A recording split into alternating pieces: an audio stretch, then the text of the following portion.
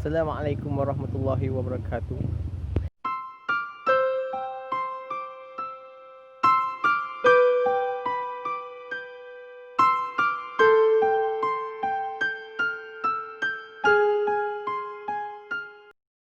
Syaitanirrajim. Bismillahirrahmanirrahim. Assalamualaikum warahmatullahi wabarakatuh. Bersama saya lagi Syafiq Amar. Hari ini saya akan berkongsi. Bukan berkongsi sebenarnya. Video yang anda lihat sebentar tadi hanyalah satu vlog. Saya menemani adik saya mencari kemeja baru. Dia nak masuk ke, lagi sekarang kita tengah busy nak masuk ke IPT awam, yang mana nak masuk ke IPG, nak masuk ke mana-mana institut yang untuk lepasan SPM, lepasan STAM dan sebagainya. Okay, dan semalam saya temani beliau ke BP Mall untuk mencari baju, cari seluar. Kadang-kadang kita boleh teringat zaman-zaman kita dulu, waktu kita tengah cari baju juga kan. Actually dulu kita cari sendiri kan, cari baju, cari seluar, cari tali pinggang, cari kasut yang sesuai dengan apa yang diminta dalam borang pengambilan kan. Borang pengambilan nama dia, borang apa tak, borang surat tawaran tu kita, insyaAllah. Actually saya sekarang ni baru lepas jogging. Saya jarang buat video pagi sebab actually pagi ni kan dia ada punya kereta, kadang-kadang ada adik-adik kita masuk, jadi video tu agak kurang macam kurang sesuai untuk dia record pada siang hari. Tapi sebab sekarang ni saya agak sibuk, agak busy dengan ada exam lagi, jadi saya tak ada masa untuk record di waktu malam sebab saya mengantuk. Jadi saya teruskan record di siang hari. Okay, insyaAllah hari ni saya bukan nak kongsi tentang pembelian semalam pun. Saya cuma, ini macam video motivation untuk semua orang yang baru nak berniaga, untuk semua orang yang baru nak buat satu benda baru, buat YouTuber, buat apa-apa yang kita buat. Untuk orang yang baru nak sambung belajar pun, ini satu motivation. Kenapa kita perlu untuk ambil risiko, kenapa kita perlu gagal dulu. Sebab kegagalan yang mengajar kita dan pengalaman untuk masa akan datang. Ini saya nak bercerita tentang usaha dan rezeki. Kalau kita tahu usaha ni, insyaAllah usaha ni apa yang kita pilih untuk usahakan. Sebagai contoh, kita nak buat sesuatu, nak berniaga, kita yang usaha cari. Mungkin kalau kita mula dengan dropship, kita mula cari dropship. Kalau kita mula dengan agent, kita cari agent kalau kita ada modal.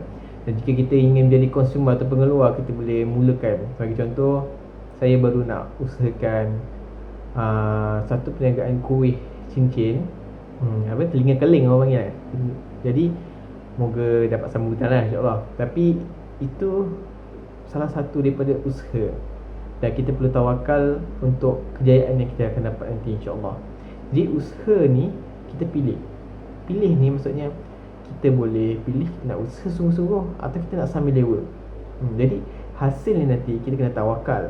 Bukan kata kita usaha sungguh-sungguh kita akan dapat, tapi usaha sungguh-sungguh ni lah pilihan kita. Dan kejayaan yang kita dapat tu kita perlu tawakal, insyaAllah. Yang nak tekankan kat sini adalah apa yang kita usaha, jangan takut untuk gagal. Okay, saya bagi contoh. Jika kita usaha lebih, ataupun orang cakap kita usaha lebih, kita akan lalui risiko yang lebih tinggi. Risiko yang kita ambil insyaAllah akan menghasilkan kejayaan yang lebih tinggi. Okay, saya nak cakap kat sini sebagai contoh. Misalnya seorang perniaga, dia berniaga dengan modal yang kecil. Sebagai contoh, kita mula dengan jual air. Okay, modal kecil, keuntungannya juga kecil, hasilnya juga kecil, kegagalan yang dia akan lalui juga kecil. Jadi kalau kita usaha lebih, atau kita ambil risiko yang lebih besar, insyaAllah satu hari kita akan dapat kejayaan yang lebih besar kan. Actually kegagalan ni memang perit. Saya tak menolak lah kalau kita kata kegagalan ni memang perit. Kegagalan memang sangat-sangat perit. Tapi dalam kegagalan yang perit, setiap risiko yang kita ambil, setiap penalah usaha kita, kalau kita nak tahu, kita dapat satu benda yang sangat berharga, sangat-sangat yang lebih istimewa daripada orang yang tak pernah berusaha. Tahu apa? iaitu pengalaman. Pengalaman kita dalam susah payah tu yang membuatkan kita, kejayaan kita nanti lebih bermakna dan lebih hebat jauh lebih.